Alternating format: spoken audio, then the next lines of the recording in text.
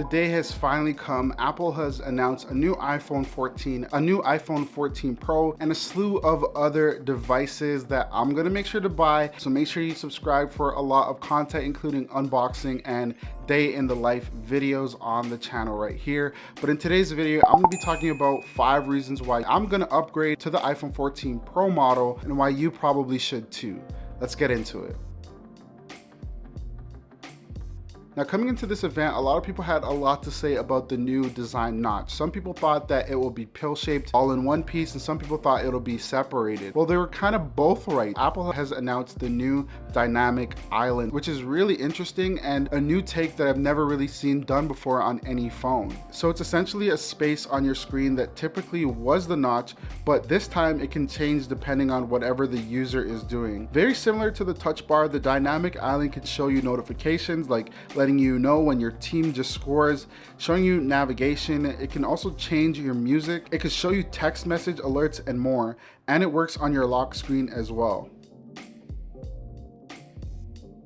The second reason why you should upgrade to the iPhone 14 Pro is the camera. So year over year, you can always expect camera upgrades with the new iPhone. But this year, Apple kind of went really extreme and really upgraded the sensors on the new iPhone 14 Pro. On the 14 Pro, we get a 48 megapixel main sensor at the back with a 24mm focal length and a 1.78 aperture. We also get a 12 megapixel ultra wide at 13mm. We also get 3 times telephoto at a 77mm focal length with an f2.8 aperture. Overall, the sensor is about 65% larger than the sensor that we get on the 13 Pro. So you can expect better low light photos and photos that just overall look a lot more sharper. Back camera is really enticing and is especially good for any of you content creators or people that use your mobile phone to take pictures. The iPhone 14 Pro will probably take good quality photos.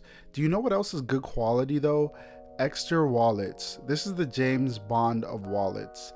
The EKSTER wallet comes in a super slim, sleek, minimalistic design and is half the size of a conventional wallet. It can hold up to 12 cards and cash, and it has a pretty cool quick access mechanism with the push of a button. The wallets are built out of premium materials like high quality leather, space grade aluminum, and carbon fiber. Best part is that you can actually use your AirTags to track your wallet with this built-in slot. You can also get a solar powered tracking device to track your wallet if you don't want an AirTag. Using the wallet has overall been a top-notch experience because I've always liked tools that make my life easier, and this has drastically reduced the time I've spent fumbling at a register. So if you're interested in the wallet, click the link in my bio to get 25% at checkout. I'm also teaming up with them to do a giveaway of one of their wallets. All you need to do is subscribe and comment down below your thoughts on the video, and that's it. You're entered. Good luck. Now, unfortunately, the base model 14s use almost the same chip as last year's version, but this year's version, we get an updated chip, and that is the A16 chip, which is only going to be in the Pro models. The A16 has a 6-core CPU with a 5-core GPU, and to a lot of people, this might not make that big of a difference. You're probably not going to notice a day-to-day difference in terms of how you use your phone, but at the same time, if you are coming from an older iPhone, like the iPhone 10 or under, you're going to benefit from the newer chip, especially considering the fact that having the latest chip will also give you a longer shelf life of your phone. So if you're thinking about future-proofing your phone, then getting the 14 Pro is the better option. The next reason why I think you should probably upgrade to the 14 Pro is the improved safety features. In particular is the new satellite features. This is not something that when I heard about in leaks and rumors, I wasn't impressed with, but after watching the keynote, I was high-key thinking this might actually be good. So let's say you decide to go camping, you get lost, and usually there is no reception with your phone, especially if you're in like a remote location. With the new iPhone 14 Pro and the regular 14, you can connect to satellites and emergency emergency services can trace you exactly to where you are. Now, for people that don't really go hiking, this might not be like a crazy important feature to you, but over the last year, I've heard tons of stories of people that were casually hiking, maybe with their family, and they got lost. Something happened to them on their journey and it didn't end well for them. This provides a lot more safety and can give you accuracy of your location if you were to get an emergency situation. The last reason why I think you should probably upgrade to the 14 Pro is the improved battery life.